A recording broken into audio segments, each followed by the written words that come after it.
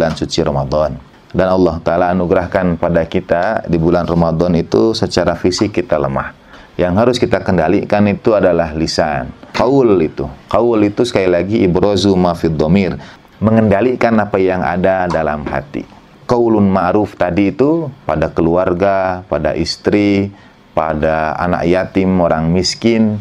Kemudian waqulu linnasi husna, dan ucapan baik bagi seluruh manusia.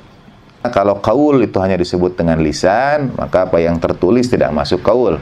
Nah, sosial media sekarang ini itu juga masuk dalam kategori qaul. Tulisan kita, postingan gambar kita, itu semua masuk dalam qaul. Kalau postingan kita itu menyakiti orang lain, membuat orang lain tersinggung, dan lain sebagainya, menjatuhkan kehormatan orang lain, kehormatan satu kelompok, kita tidak mengamalkan ayat Al-Quran itu. Di bulan puasa kita berlatih.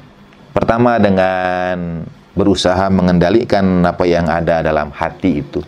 Mengapa? Karena tampakkanlah apa yang ada dalam hati itu hanya kepada Allah Subhanahu wa Ta'ala saja.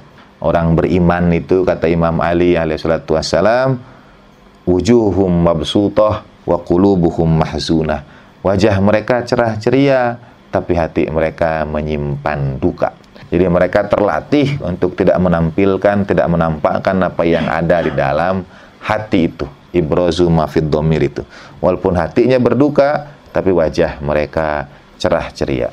Di sisi lain, dalam khutbah yang kemudian Hammam berteriak dan meninggal dunia ketika kepada Imam Ali yang meminta disifatkan ciri orang yang bertakwa. Laulal ajalul lati kataballahu alaihim mastaqarra arwahuhum fi ajsadihim torfata ainin abadan. Kalaulah Allah Ta'ala tidak tetapkan ajal yang sudah Allah Ta'ala tentukan bagi mereka, niscaya ruh mereka itu tidak akan tenang dalam jasad mereka. Tapi kalau orang yang bertakwa, ruhnya tidak akan tenang. Ujiannya tadi itu, dia akan selalu diganggu. Dan ketika diganggu, kalbu kita, domir kita itu akan menampilkan qaul.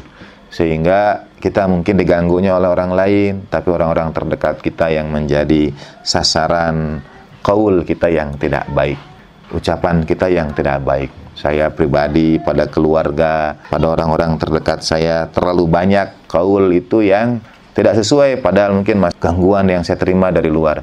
Jadi menerima gangguan dari orang lain itu baru sepersekian dari tahapan perjalanan keimanan kita itu. Ya, menerima gangguannya saja itu sudah ujian. Tapi tahapan berikutnya adalah bagaimana kita mengelola domir kita itu, kalbu kita itu dalam menghadapi ujian. Apakah dengan menghadapi ujian itu qaul kita masih bisa terjaga dengan baik atau tidak? Atau justru orang-orang yang punya hak atas diri kita menjadi korban karena kita tidak dapat mengendalikan mafid domir dengan baik. Jadi bekal yang pertama menjaga lisan. Dan untuk itulah yang kedua, Allah Ta'ala kemudian masukkan dalam rangkaian ayat tentang puasa satu-satunya ibadah di bulan suci yang menurut saya menjadi hidangan Allah Ta'ala terbesar, jamuan dari Allah Ta'ala paling berharga, yaitu a'udzubillahi minasyaitonirrajim, wa idza sa'alaka ibadi anni fa inni qarib ujibud da'watad da'i idza da'ani.